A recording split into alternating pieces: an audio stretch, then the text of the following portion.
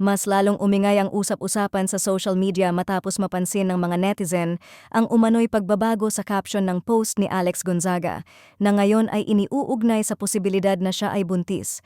Sa kumakalat na screenshots, malinaw na may pagkakaiba ang original at edited version ng kanyang caption mula sa "This little life we have" ay naging "This life that we have together" at dinagdagan pa ng salitang trials na para sa iba ay may mas malalim na kahulugan. Agad itong pinagpiestahan ng mga netizen, lalo na ng kanyang mga tagahanga na matagal nang naghihintay ng good news mula sa kanya.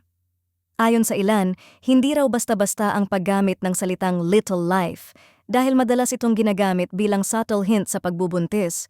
Para sa kanila, posibleng hindi pa handa si Alex na i-confirm ng direkta kaya dumadaan ito sa mga pahapyaw na mensahe. May mga fans din na nagsasabing ang caption edit ay tila isang paraan para gawing mas safe o hindi masyadong obvious ang kanyang mensahe, lalo na kung hindi pa nila gustong ilantad ang buong detalye sa publiko. Ang iba naman ay nagbigay pansin sa emosyon ng mensahe, punong-puno ng pasasalamat, pananampalataya at tila may pinagdadaanang personal na journey na posibleng konektado sa pagiging ina.